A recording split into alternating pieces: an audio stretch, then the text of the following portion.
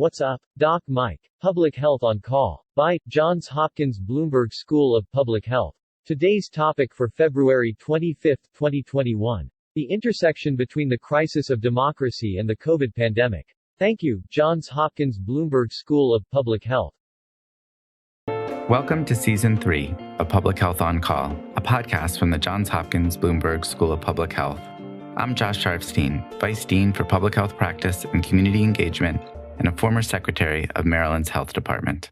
Our goal is to bring scientific evidence and experience to the public health news of the day through informative interviews with scientists, community leaders, policy experts, public health officials, clinicians, and more. If you have ideas or questions for us to cover, please email us at publichealthquestion@jhu.edu. That's publichealthquestion@jhu.edu for future podcast episodes.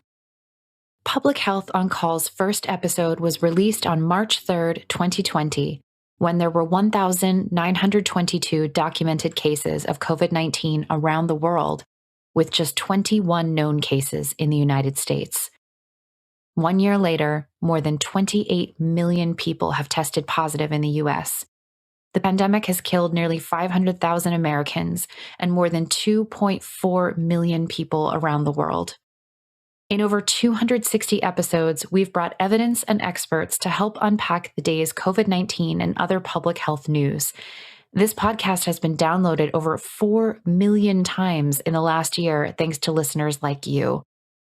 In recognition of the 1-year anniversary of the podcast, Public Health on Call is going live.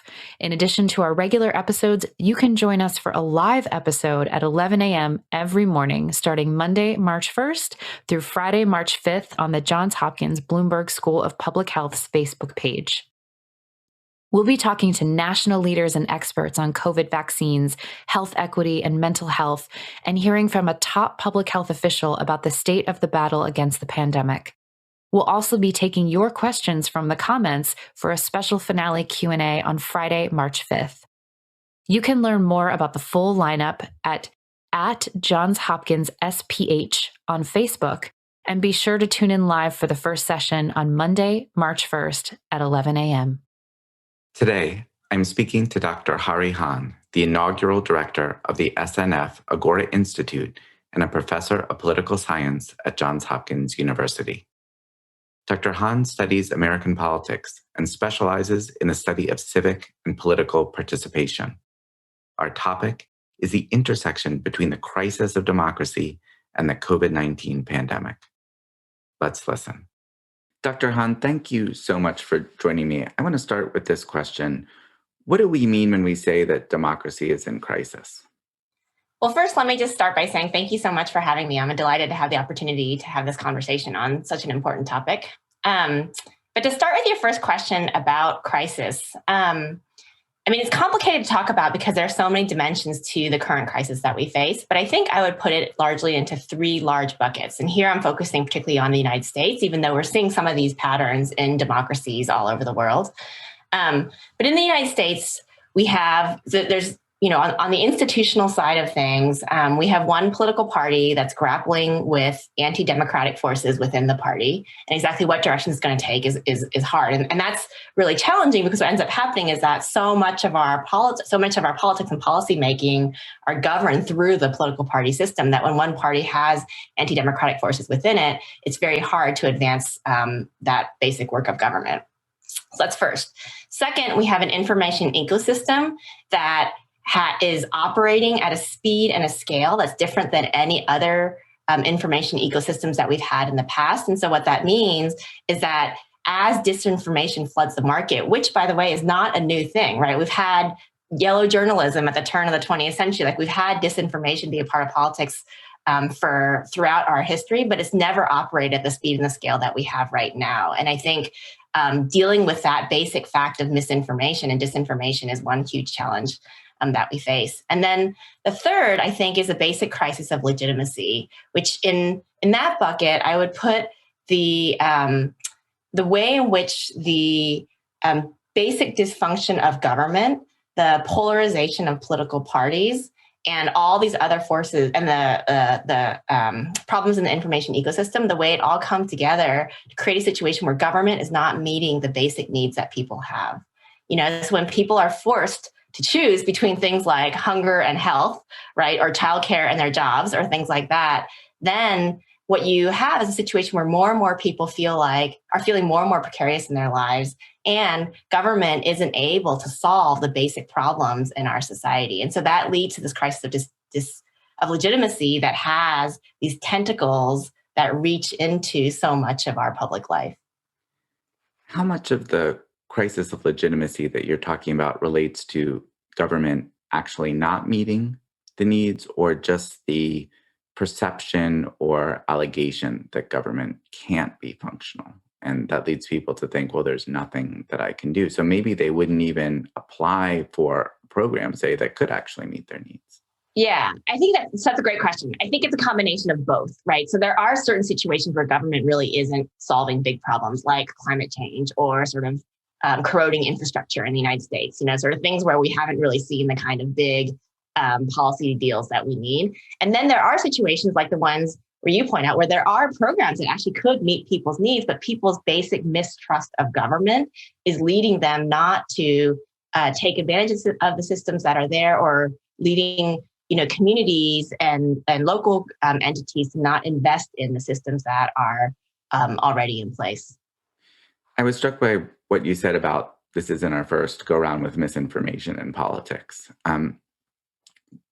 Do you think that it's sort of the combination of these three things that's unique now, or what, if anything, makes this time, more challenging than previous experiences with crises in democracy? Yeah, I've been thinking a lot about the fact that there are ways in which the moment that we're in right now is not dissimilar to the turn of the 20th century. So if you think of the turn of the 20th century, that at the time was the highest period of partisan polarization that we had, right? So you had the Republicans and Democrats were moving increasingly to polar extremes. We've exceeded that level of polarization at this So we're point talking, now. like set the scene, the turn of the 20th century. We're talking in the late 1890s, early 20th century, right? And what ended up happening is that at the end of the 19th century, America was shifting from an agrarian economy to an industrial economy. You had increasing urbanization. People were migrating in different patterns. You had the rise of different urban centers around these industrial areas. And so just like we have right now, where we're shifting in some ways from an industrial economy to a technological economy or an information economy, right? You have the shifts in the economy mean that certain people get displaced. That displacement creates a lot of uncertainty. That leads to sort of different political parties are making arguments for different ways in which they want to tackle this moment of uncertainty. And that's leading to increasing polarization, which is the same thing that we saw at the turn of the 20th century. And then you see the rise in the early 20th century of things like yellow journalism. This is Randolph Hearst and, all the kind of stories that emerged around that moment, and the rise of things like, this is where the sort of discussion of should we teach evolution in schools first began to come up. So some of the social issues about how do we think about the legitimacy of truth and knowledge in policymaking began to come onto the political scene. So there are a lot of parallels to the moment that we have right now. I think what feels different is that right now, it's all of those things to a greater extreme, right? So it's not just I don't know what the numbers are, but the X number of people that were able to get the newspapers, that were putting out false information. But now it's anyone who has a phone, access to a phone. Right. And they can meet all the other people and organize very quickly. And there's also the other thing that's different about the information ecosystem now is that you have distributed curation of knowledge that's happening, right? So in the past, you still had newspaper editors who were still putting out false information, but it was a relatively limited number of sources, whereas now it's anyone, with a login can put out information. And so you create that this distributed information distribution system, which is enormously creative and wonderful in many, many ways, and gives voice to voices that we haven't had in the past, but also makes us prone to all the problems of misinformation that we're seeing right now. Well, I'm going to ask you in a minute about whether there are any lessons from back then that might be applicable now. But before I do that, I want to add a little bit of a discussion of the pandemic. Sure. Because this crisis of democracy is happening at the same time as the worst public health catastrophe in a century. And we're not out of it yet. And we've seen in the United States intersection of some of these democratic challenges with the pandemic, with very strong political polarization around some of the responses to the pandemic. How do you look at the role of the pandemic? Is it sort of an interesting subplot? Is it central to the crisis in democracy? How do you think about the pandemic from your perspective?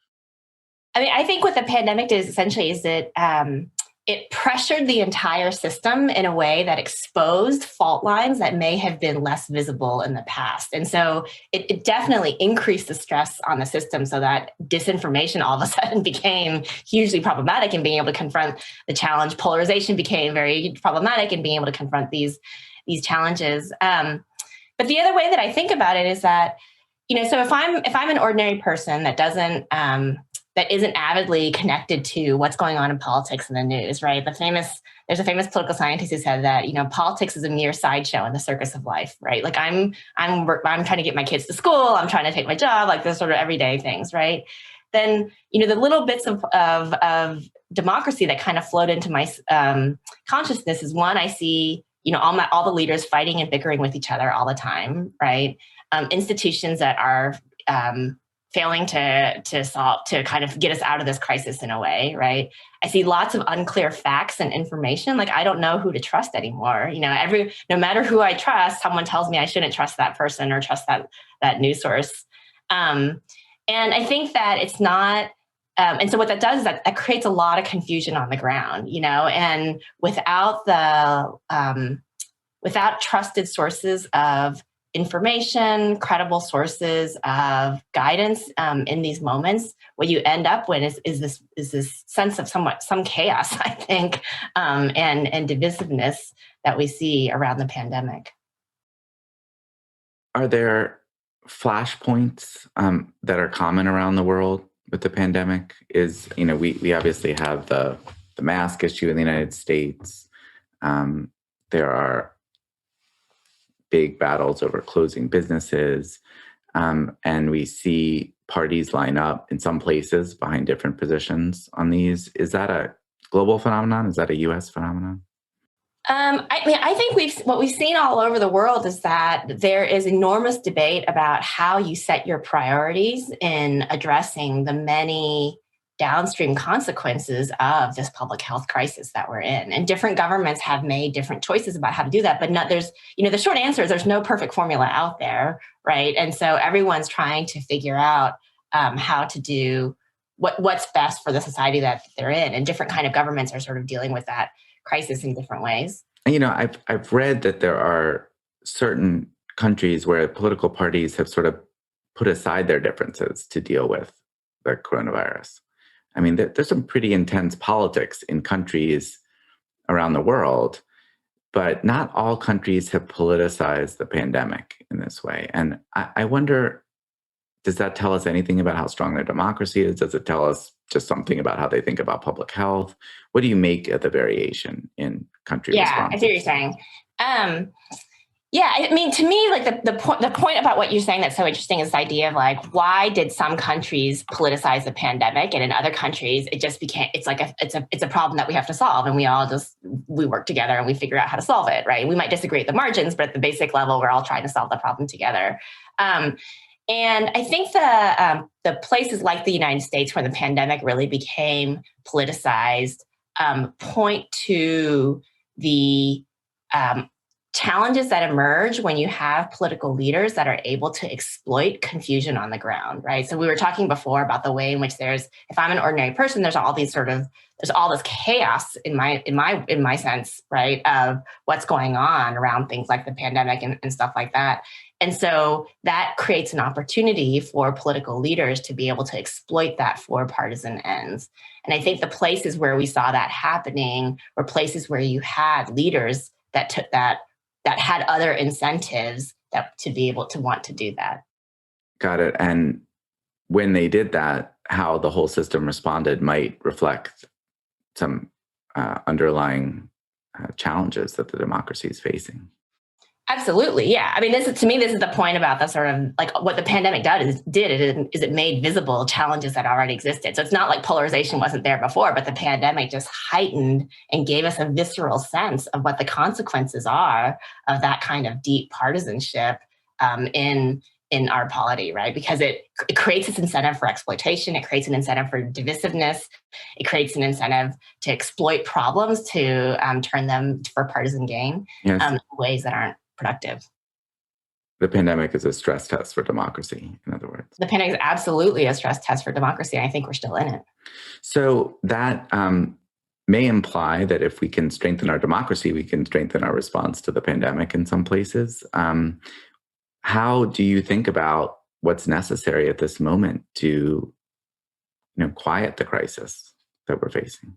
Yeah, I mean, what people, like, I think, they say it's Winston Churchill. I'm not sure if this is the right tip, but, he always said that democracy is the best of the worst options out there, right? Or Tocqueville's kind of famous line is that it's not that democracy sort of has some kind of genius baked into it, but the whole point of democracy is that it's a self-correcting system, right? And so that's the hope, is that if we can return democracy's ability to self-correct for the kind of problems that we're talking about, then, it should help us better solve the pandemic. And so when I think about like, what are the things that we need to do, to me, the question is, how do we reduce that sense of chaos and mistrust among the public, right? To reduce things like vaccine hesitancy, to sort of like, begin to get public engagement on the things that we need to be able to get ourselves out of the crisis that we're in. And what's interesting, this is a little bit of, I hope this isn't a tangent, but I think it's relevant, is, so I've been doing a lot of research on like evangelical megachurches. And so these are churches in the United States that are working in relatively conservative populations. One of the ones that I'm working with, I know best, draws 40,000 people per week to its services. And this is pre-pandemic. They are drawing 40,000 people a week in person. They have a much bigger audience now that they've gone online. So they have this enormous reach into populations that are prone to things like vaccine hesitancy and mistrust and disinformation, and so on and so forth. And the ones that have been effective, I think, in being honest, trusted brokers in these moments are ones that I think there's sort of like two characteristics that kind of emerge. So one is, and then now I'm drawing on a little bit of language from the churches themselves, is they have this idea that you belong before you believe. Right. So the idea is that you are a part of our community and we welcome you, whoever you are, regardless of what you believe. You might believe in God. You might not believe in God. Right. You could be pro-Trump. You could be anti-Trump. You could believe in vaccines. You can reject vaccines. Whoever you are, you're a part of who we are. And we welcome you. And they draw people into that sense of belongingness in a way that sort of allows them to become trusted messengers. Right. And then the second thing is, well, so then how do they hold all those tensions? Like, how do they hold people who disagree with each other together in this one institution, right? Like, how do you get anti-Trump and pro-Trump people to attend one church together?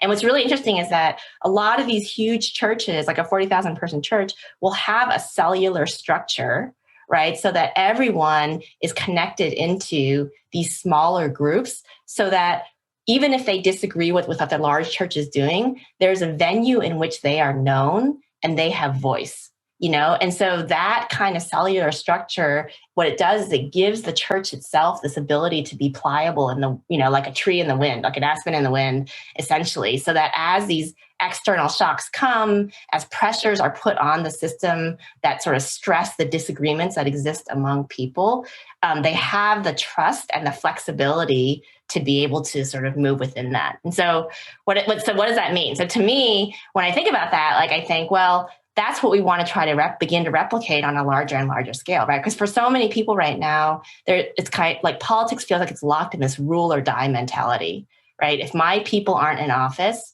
then I'm just going to get crushed by the other side. So like, it's game over, right? And that's true on the left and the right. I think we have that set. Do you think that, some of the recuperation can be done at the local level?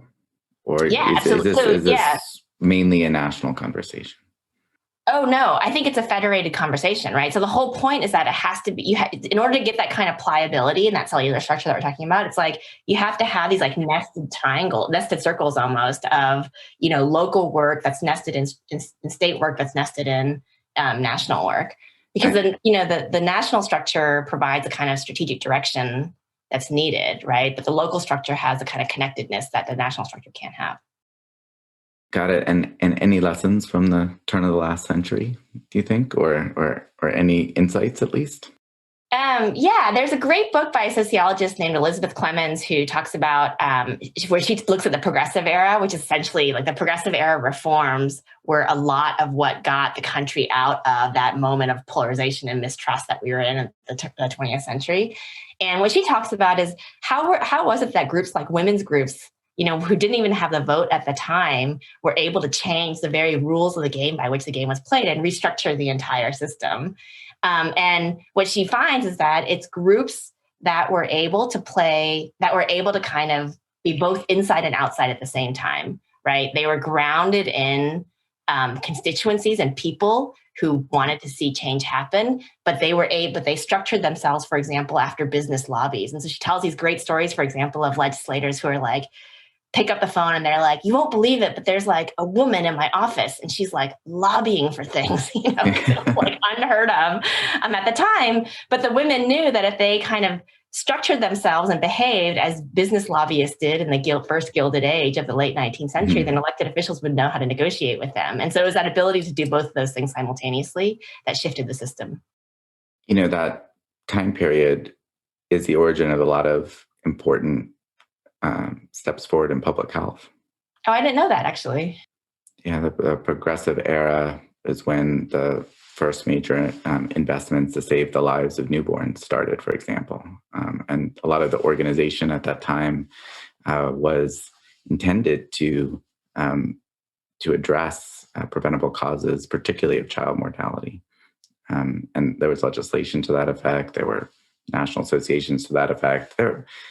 We actually are going to explore this in another podcast, including some of the underside of that effort, I'll just say, but very much the fact that those efforts were successful did in fact give people more confidence that some of these challenges of society could be overcome. Kind of in that third area, the rate of death of babies dropped dramatically, right. And things that people thought were unavoidable became things that people expected to prevent. And public health played a really important role in that. Yeah, so that same period in progressive era, not only do we see the rise of these public health measures that you're describing, but also that's where a lot of the basic features of democracy as we understand it now came up. So that was the first time that we passed a constitutional amendment to allow for direct election of senators. People used to not be able to elect their senators directly. That's where we adopted the Australian ballot, which is the kind of ballot that we use when we go to vote. And the secret, the whole notion of the secret ballot kind of emerged in that moment. Obviously there was the fight for suffrage around that time, which sort of took several iterations, but it at least expanded the vote to white women. And so we saw a broad range of reforms emerging in that moment. And I think that's the kind of moment that we need right now in the 21st century. Hari Han, thank you so much for joining me to talk about democracy and the pandemic. It was my pleasure. Thank you for inviting me. Public Health on Call is produced by Josh Sharfstein, Lindsay Smith-Rogers, and Stephanie Desmond. Audio production by Spencer Greer, Niall Owen McCusker, C.N. Oates, and Matthew Martin, with support from Chip Hickey. Distribution by Nick Moran. Production support from Catherine Ricardo and Neiman Outland. Social media support from Brenda Haggader, Grace Holes Fernandez, and Caroline Wong. Thank you for listening.